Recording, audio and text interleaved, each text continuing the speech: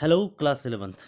Today we are going to learn uh, the topic, very important topic, note making. And why this topic is important?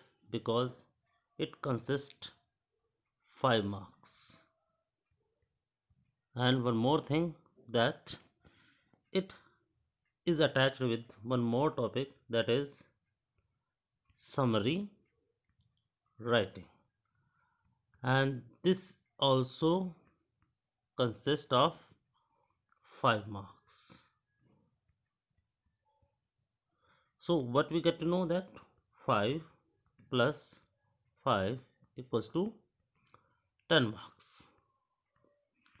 So this 10 marks topic is very important for us, and we are going to learn this topic today. So let's first we get to know that why we need note making.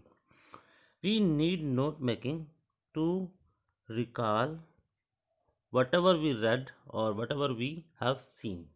So what we do to recall anything, अगर हम किसी चीज़ को हमें recall करना है, किसी चीज़ को हमें रिमेंबर करना है, याद करना है, तो हम क्या करेंगे? We just write some important points of that thing, whatever we have read और वी हैव सीन. कोई भी चीज़ अगर हमने देखी है या पढ़ी है तो हम उसके छोटे छोटे पॉइंट्स बना लेते हैं. तो इन्हीं पॉइंट्स को हम बोलते हैं नोट्स. यही पॉइंट्स कहलाते हैं नोट्स.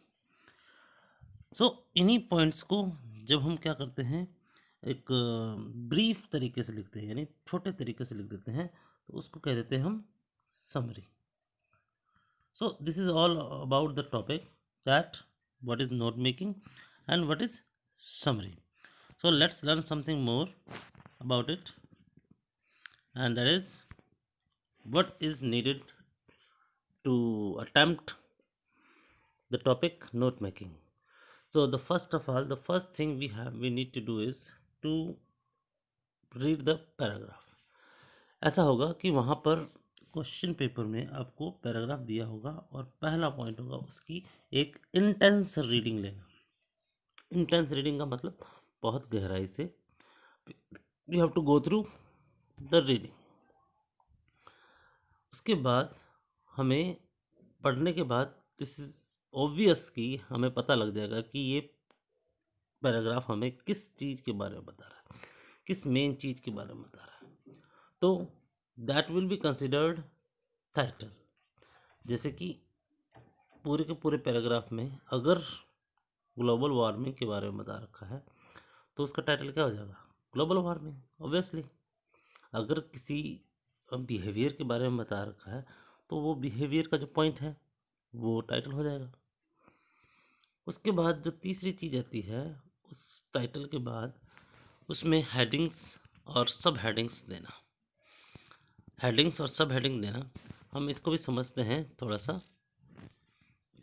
जैसे कि हमने यहाँ पर एक टॉपिक लिया, हेडिंग लिए, जैसे हम पढ़ लिया कि ये टॉपिक है हमारा ग्लोबल वार्मिंग पे. एक हमने एक एग्जांपल लिया है कि ये है टॉपिक हमारा ग्लोबल वार्मिंग. सो ग्लोबल वार्मिंग या तो हम कैपिटल लेटर में लिख देंगे या उसे अंडरलाइन करके लिख देंगे. तो ये तो हो गया टाइटल या हेडिंग. अब इसी के अंदर इसी टॉपिक में हम आगे देखेंगे कि क्या दे रखा होगा. उसके अंदर या तो कॉजेज दे रखे होंगे कि ग्लोबल वार्मिंग क्यों होता है, तो इसके भी हम क्या बना देंगे, पॉइंट्स बना देंगे इसके अंदर इस तरीके से कि कॉजेज. ऊपर हेडिंग हमारा ग्लोबल वार्मिंग है, उसके कॉजेज क्या होंगे. जैसे कि हम थोड़ा सा और पीछे जाते हैं, इसको हम थोड़ा सा, जैसे कि कॉजेज क्या है, राइज इन हीट या टेम्परेचर. जगह थोड़ी है इसलिए हीट ने के, ठीक है. और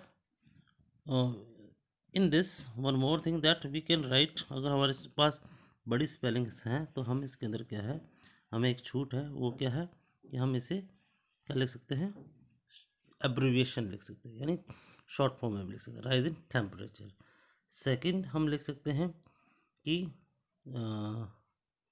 यूज़ ऑफ, क्या लिख दिया हमने यहाँ पर, व्हीकल, यूज़ ऑफ व्हीकल। तो यहाँ देखिए WEH ये क्या है, एब्रीविएशन यूज़ की गई है। इन द सेकंड थिंग हम ये लिख सकते हैं कि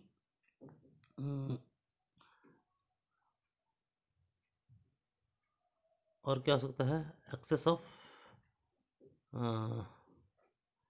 of using using material that creates heat. हमारे चारों तरफ जो भी इक्विपमेंट्स हम यूज़ करते हैं वो किसी न किसी तरह से एनवायरनमेंट में क्या लेके आती है, हीट लेके आती है। सो इस तरीके से हम क्या कर सकते हैं, कॉजेस और पॉइंट्स लिख सकते हैं। सो ये कॉजेस के अलावा इसके अंदर सेकंड सब हेडिंग भी हम बना सकते हैं। कॉजेस की ये 3-4 बना दी हमने, उसी तरीके से हम बना सकते हैं इफ़ेक्ट्स। इसका इफ़ेक्ट्स क्या बनता है, इसको भी एक और हेडिंग बना दी हमने, इसकी और एक और हेडिंग बना दी। अब इसके भी हम इफ़ेक्ट्स क्या होंगे वो हम यहाँ पे लिख सकते हैं।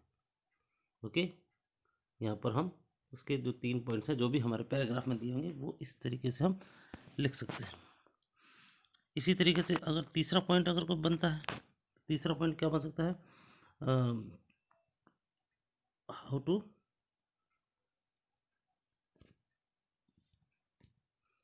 या फिर हम ये कह सकते हैं how to stop, how to stop कि ग्लोबल वार्मिंग हम रोक कैसे सकते हैं। इसके भी हम जो भी पॉइंट्स हमारे पैराग्राफ में दे रहे हुए हैं वो हम लिख सकते हैं। यहाँ पे मैं कुछ लिख नहीं रहा, इसका कारण ये है because I do not have this time paragraph. अगर पैराग्राफ होता तो यहाँ से हम इसमें से 3 पॉइंट किसी तरह से लिख लेते हैं। अब आप देख रहे होंगे कि कुछ एक चीज़ों को आप ध्यान से देख रहे होंगे, वो हम देखते हैं यहाँ पर। हेडिंग और सब हेडिंग के बारे में समझ गए होंगे। अब अभी आपने देखा कि मैंने क्या किया है, हेल्पिंग वर्ब कहीं भी यूज़ नहीं किया। I didn't use any helping verb in the examples. तो इन द सेम मैनर हमें यहाँ पर ओमिट करना है हेल्पिंग वर्ब। हेल्पिंग वर्ब को यूज़ वास्तव में हमें करना ही नहीं है। तो क्या करना है, फ्रेजेस यूज़ करना है। अब फ्रेजेस क्या होता है, phrases means a group of words which has meaning but not complete meaning। तो इस तरीके से हमें फ्रेजेस यूज़ कर रहे हैं। और एब्रीविएशन, जैसा कि मैंने अभी आपको एग्जांपल्स में बताया था, एब्रीविएशन यूज़ कर सकते हैं। एक लाइन में एक एब्रीविएशन यूज़ करना है, जैसे कि ये GOVT गवर्नमेंट, ये कुछ यूनिवर्सल एब्रीविएशन भी हो सकते हैं, कुछ हम अपनी तरफ से भी बना सकते हैं। जैसा कि अभी थोड़ी देर पहले हमने बनाया था, व्हीकल को VEH लिखा था। तो ये देखिए EDU एजुकेशन। तो ये कुछ तो यूनिवर्सल एब्रीविएशंस हैं और कुछ हमें बनाना पड़ता है। अब हमें देखना है इसको कितना लंबा लेके जाना है, यानी कितना बड़ा टॉपिक होना चाहिए कि we can get 5 and 5 10 marks. It means आप देख सकेंगे ये 2 पेज है, एक नहीं ये 2 पेज है। और एक पेज क्या है पूरा नोट टेकिंग में, और दूसरा पेज क्या है वो आधा, और बाकी जो दूसरे पेज का जो आधा भाग है वो समरी में। तो कुल मिला के 2 पेज का ये आपको लिखना होता है ताकि आप ज़्यादा से ज़्यादा मार्क्स ले सकें। अब हमारी जो फॉर्मेट आता है, फॉर्मेट देखेंगे। सबसे पहले ऊपर ऊपर टाइटल लिखा जाएगा, हेडिंग लिखी जाएगी, टाइटल या हेडिंग। उसके बाद सब हेडिंग्स दी जाएंगी 1 2। अब इसके अंदर जो पॉइंट्स लिखने हैं, पॉइंट्स आपको लिखने, जैसे कि पॉइंट सब हेडिंग 1 का पहला पॉइंट है तो 1.1। सब हेडिंग का पहली सब हेडिंग का दूसरा पॉइंट है तो वी विल राइट 1.2। और यहाँ पर हमारा पॉइंट लिख देंगे जो भी हमारे पैराग्राफ में लिखे होंगे। उसके बाद सब हेडिंग 2, उसमें हमें ये सब हेडिंग 2 लिखने की ज़रूरत नहीं है, हमें सिर्फ वहाँ हेडिंग ही देनी है, यहाँ 2 लिखना ज़रूरी है। तो उसके भी पॉइंट दे देंगे 2.1 2.2। अगर सब हेडिंग की भी सब हेडिंग हो जाएगी तो देख रहेंगे आप कि 2.2 का भी कोई पॉइंट है तो 2.2.1 इस तरीके से लिखा जाएगा। तो ये जिस प्रोसीजर, और लास्ट में हमारे पास देखें, इसके बाद हम समझते हैं इसको। उसके बाद लास्ट में हमारे पास ये की हो जाएगी एब्रीविएशंस की एब्रीविएशंस की, ताकि हम एग्जामिनर को ये बता पाएँ कि इन जो abbreviation whatever abbreviation we have used, what is exact meaning of those abbreviation, उनका मीनिंग क्या है। ABB abbreviation, GOV government, ADU education SC, supreme court HC, high court. So इस तरीके के आपको यूज़। उसके बाद हमारी बारी आती है इंडेंटिंग की। ये जो इंडेंटिंग क्या होती है इसको देखेंगे ज़रा हम। इंडेंटिंग मीन्स हमारे जो हम जो लिख रहे हैं, अगर हम यहाँ पर हेडिंग सब हेडिंग लिख रहे हैं, अभी आपने देखा था कि जो हमने सब हेडिंग लिखी थी, सब हेडिंग जो लिख रहे हैं, उसके बाद हमने जो ये पॉइंट बनाए हैं, ये जो कुछ इस तरीके से होने चाहिए कि ये स्टेयर केस जैसे लगे। तो इस फॉर्मेट में अगर होंगे तो ये ज़्यादा उचित होते हैं। यानी जैसे कि यहाँ पर हमने सब हेडिंग लिख दी, यहाँ पे हमने पॉइंट लिख दिए, यहाँ पर हमारे पास आ गई सब हेडिंग। ओके, तो इस तरीके से हमारे पास इंडेंटिंग का ध्यान रखा जाएगा। Then will go for the summary writing. Summary writing में एक सिंपल सा फॉर्मूला आपको मैं बता सकता हूँ साधारण तौर पे कि now we have to whatever we have made, जो भी हमने नोट्स बनाए हैं उन नोट्स को हम क्या करेंगे, हेल्पिंग वर्ब की सहायता से लिख देंगे। यानी इट जो मेन जो रिक्वायरमेंट है इसकी वो क्या है, it should be short, very short. And कितना शॉर्ट होना चाहिए, 100 वर्ड्स तक का। और इसमें सारे कंप्लीट सेंटेंसेस, इसमें आपको हेल्पिंग वर्ब यूज़ करनी है और इसमें आपको एब्रिविएशन यूज़ नहीं करनी है। ये अगर बातों का ध्यान रखेंगे तो possibly we are going to get good marks here. तो एक बार फिर हम रिवाइज कर लेते हैं इसको। हमें क्या करना है, रीड करना है, टाइटल लिखना है, हेडिंग, सब हेडिंग और हेल्पिंग वर्ब यूज़ नहीं करनी।